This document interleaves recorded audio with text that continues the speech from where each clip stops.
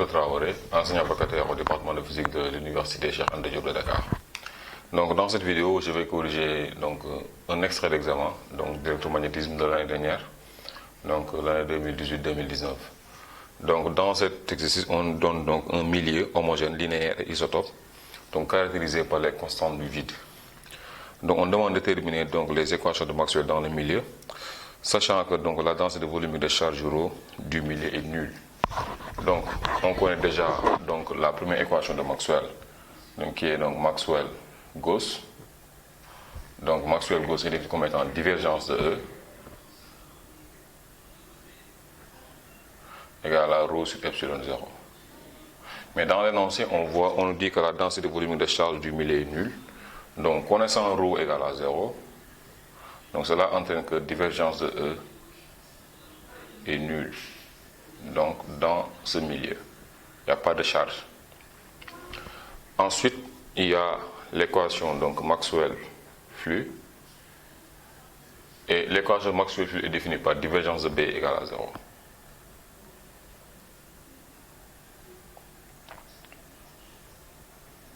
Voilà. Donc après l'équation Maxwell-Flux, donc nous avons l'équation Maxwell-Faraday définie par rotationnel de E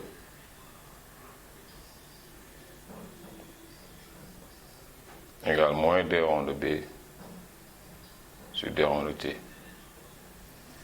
Et enfin, il y a la dernière équation qu'on appelle Maxwell-Ampère. Donc ρ de B égale à mu 0J plus 1 sur C carré d rond de E sur d rond de T. Donc voilà les 4 équations de Maxwell dans ce milieu. Ensuite, on dit à la deuxième question de déterminer l'équation de propagation donc du champ électrique E. Donc on demande de déterminer l'équation de propagation du champ électrique E. Donc puisqu'on parle donc de l'équation de propagation du champ électrique E, on doit commencer donc, on utilise donc le rotationnel du champ électrique, donc l'équation de Maxwell-Faraday. Donc rot de E égale moins d rond de B sur d rond de T. Donc ça c'est l'équation de Maxwell-Faraday. Maintenant quelle est la technique? La technique elle est simple. Donc on va appliquer le rotationnel donc de cette expression. Donc on aura donc le rot de E égale à rot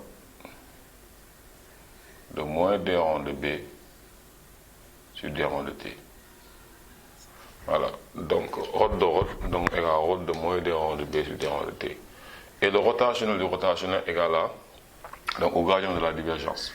Donc nous aurons ici donc grade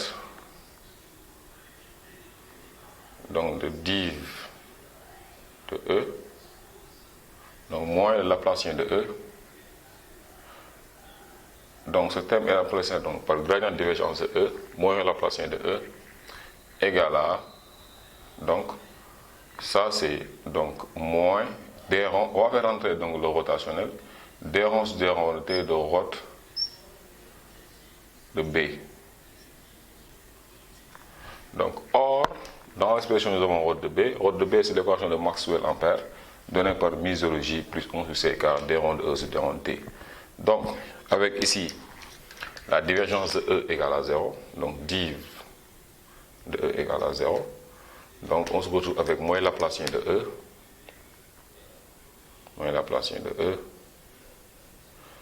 donc égale à donc moins d rond sur d rond de T de mu 0J plus 1 sur C carré d rond de E sur d rond de T.